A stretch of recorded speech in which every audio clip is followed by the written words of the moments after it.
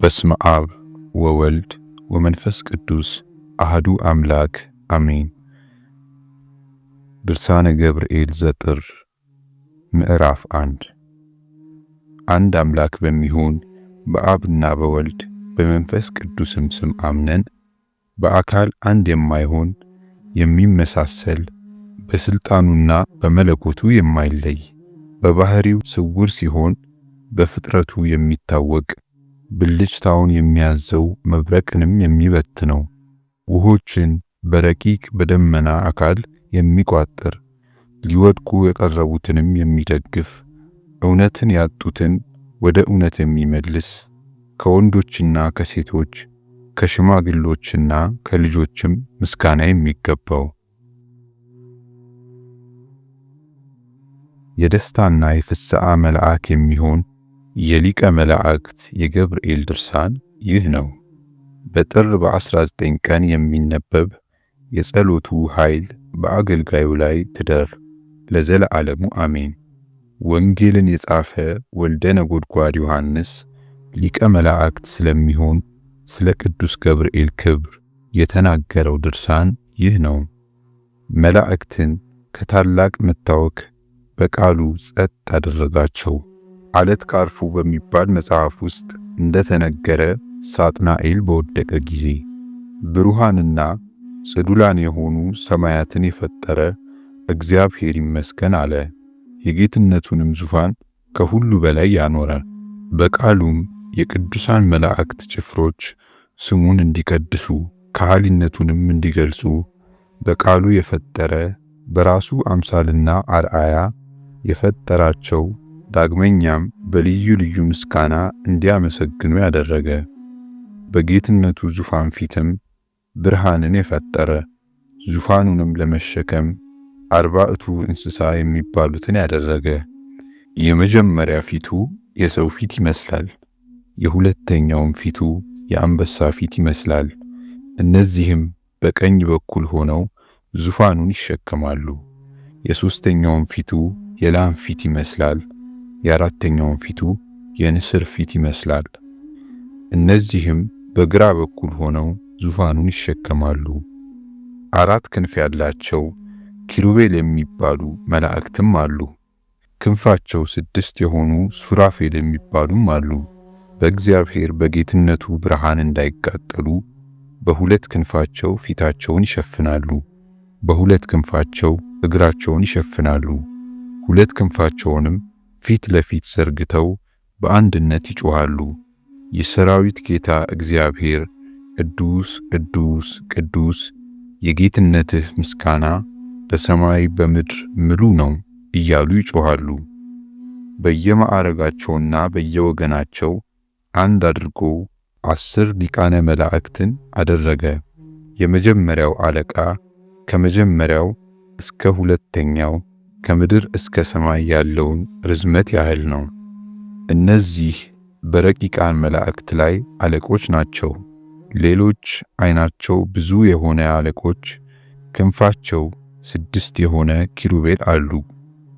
ከእነርሱም ስቡህ እያለ የሚያመሰግን የሚዘምር፣ እኩት እያለ የሚያመሰግን የሚዘምር፣ ብሩክ እያለ የሚያመሰግን አለ።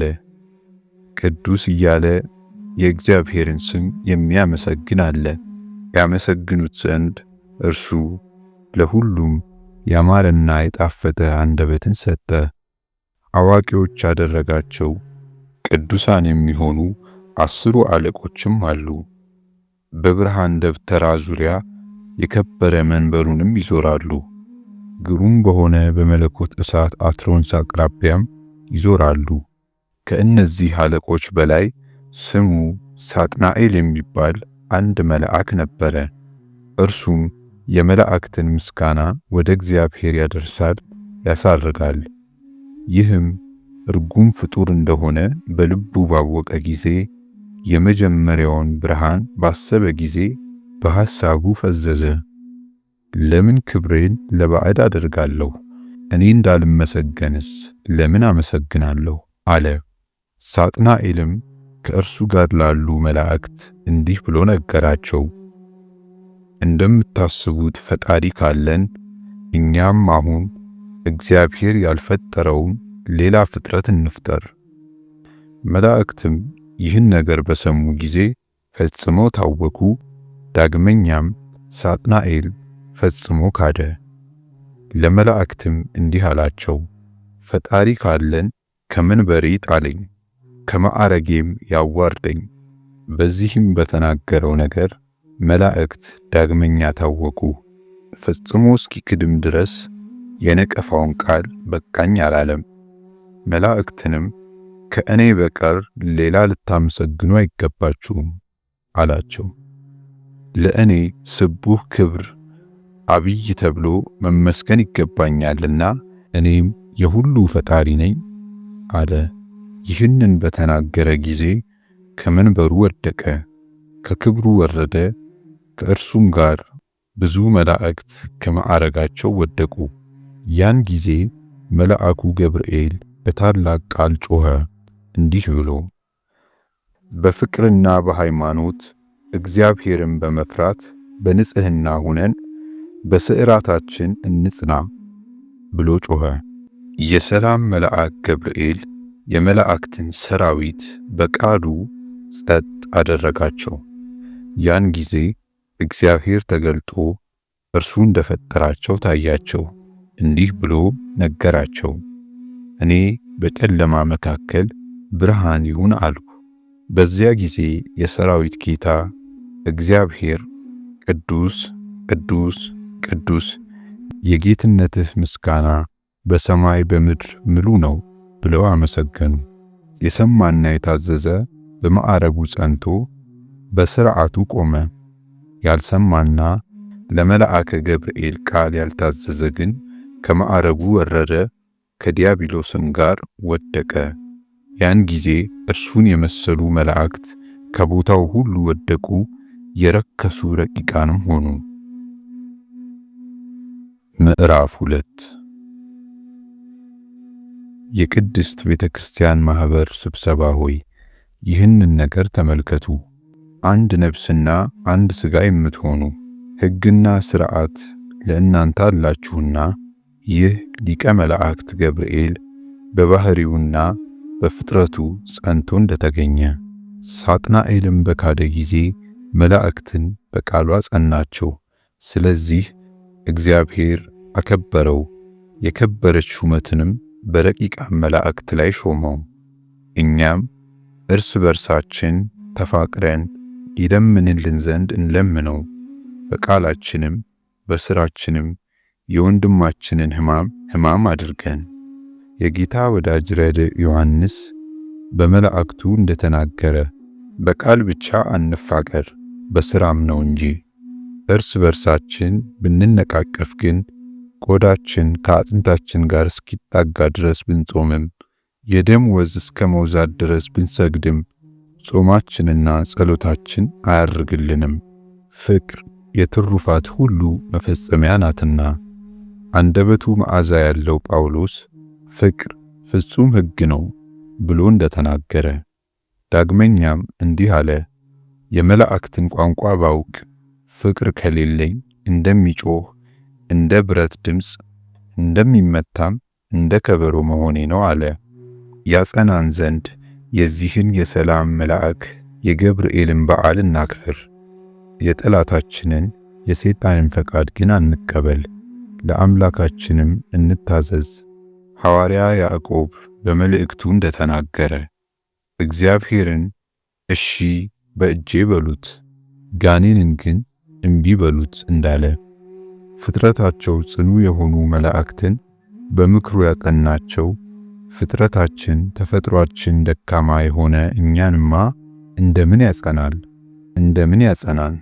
አማላጅነቱ ልመናው ከአገልጋዩ ጋር ይሁን ለዘለዓለሙ አሜን።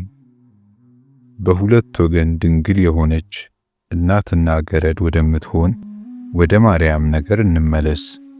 ግሩም የሚሆን የመለኮት መሳሪያ በምድርም በአርያም የምትሆን በነፍሷም በሥጋዋም ከኃጢአት ልዩ የምትሆን የአብና የወልድ ማደሪያ የምትሆን ከዓለም ፍጥረት ሁሉ የሚመስላት የለም።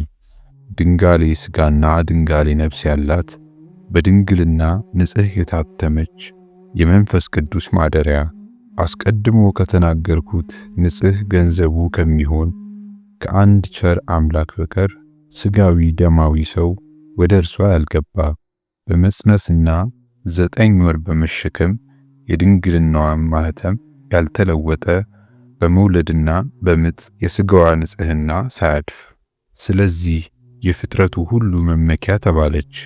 በዓለሙ ሁሉ ላሉ ለሰውና ለመላእክት የማርያምንስ ክብር በእያንዳንዱ ልትናገር ብትፈልግ ብዙ ወረቀትና ቀለም አይበቃም። በአጭርና በመጠን ይሁን፣ የሰሚዎች ልብ እንዳይደነዝዝና እንዳይሰለች። በልመናዋ የሚገኝ ይቅርታ፣ የቸርነቷም የተወዳጅ ልጇ ምሕረት፣ የረድኤቷ ስጦታ በአገልጋዩዋ ላይ በዚህች ዓለም ልጆችም ሁሉ ላይ በትልቁና በትንሹ በብርቱና በደካማው ላይ ይደር ከዛሬ ጀምሮ እስከ ዘለዓለሙ አሜን።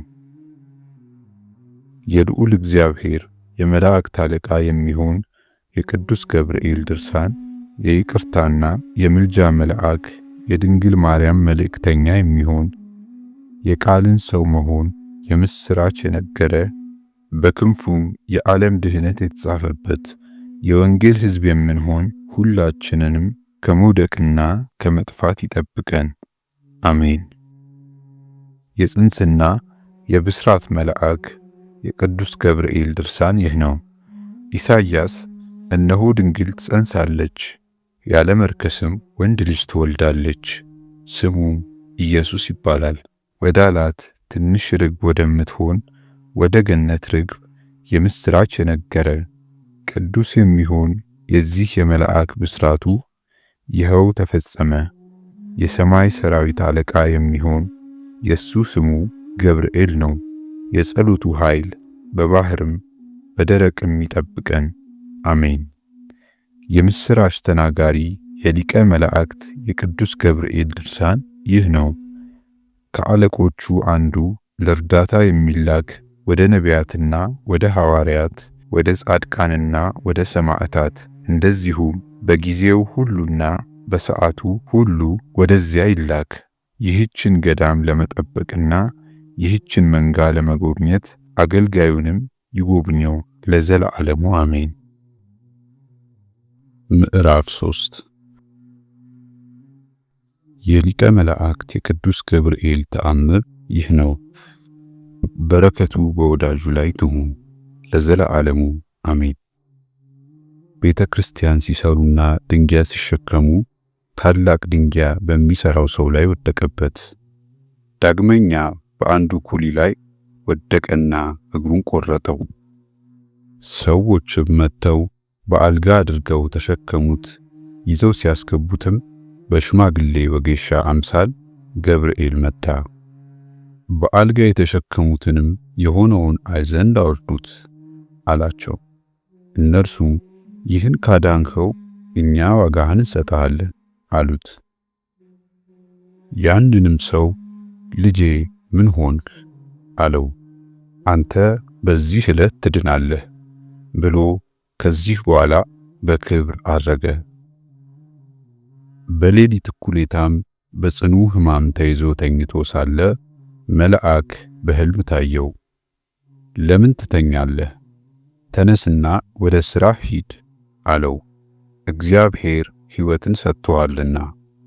ያም ሰው በነቃ ጊዜ መሰል የሌለው መልካም ጤንነት አገኘ።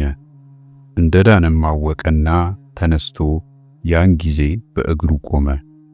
እግዚአብሔርን እያመሰገነ ቅዱስ ገብርኤልንም እያመሰገነ ከልጆቹና ከሚስቱ ጋር። በዙሪያው የተገኙት ግን ምን ሆነሃል አሉት። እርሱም እንዲህ አላቸው፣ ከወዴት እንደሆነ የማላውቀው ብሩህ ሰው መጥቶ ተነስ፣ እግዚአብሔር ሕይወትን ሰጥቶሃልና ወደ ሥራህ ሂድ አለኝ። ቃሉንም በሰማሁ ጊዜ ይህን ቁስሌን እንዳልቆሰለ ሆኖ አገኘሁት።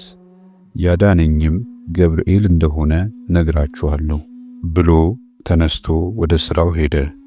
ያዩትም ሁሉ አንድ የሚሆን የገብርኤል አምላክ ኃያል ነው እያሉ አደነቁ።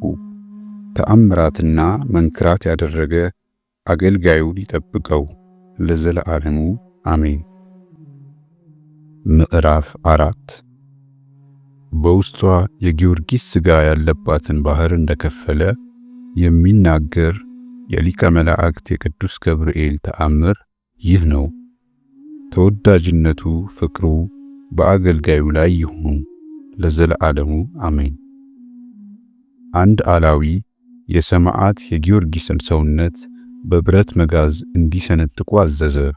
ከሰነጠቁትም በኋላ የሚያቃጥል ድኝና ቁልቋል ካለበት ከብረት ጋን ውስጥ እንዲጨምሩት፣ በብረት ጋኑም ስር ነበልባሉ 15 ክንድ ያህል እስኪወጣ ድረስ እሳት እንዲያነዱ አሽከሮቹም እንዳዘዛቸው አደረጉ። ያም አላዊ 2 ክንድ ያህል መሬት ቆፍረው የብረት ጋኑን ከዚያ ውስጥ እንዲጥሉት፣ በላዩም ላይ 1 ክንድ ያህል አፈር እንዲከምሩበት ዳግመኛ አዘዘ። በላዩም ላይ ቤት እንዲሰሩበት አዘዘ። እንዲሁም አደረጉበት። ከዚህ በኋላ ጌታችን ሊቀ መላእክት ገብርኤልን አዘዘው፣ ምድርን ይሰነጥቃት ዘንድ በውስጧ የጊዮርጊስ ሥጋ ያለባትን የብረት ጋንም ያወጣ ዘንድ፣ ከብረት ጋኑም ጋር የጊዮርጊስን ሥጋ ምድሩን ሰንጥቆ አወጣ። በረከቱ አገልጋዩን ይጠብቀው ለዘለዓለሙ አሜን። የከበሩ የሰማዕት ሹም የሚሆን የክቡር ጊዮርጊስን ሥጋ ከብረት ጋን ያወጣ ገብርኤል በነጭ ሐር ንጹሕና ልብስ ሸልመኝ፣ መንገድን ከመሄድ እግረ ሰባራ እሆን ዘንድ ትርፌ መከራና ሞት ነውና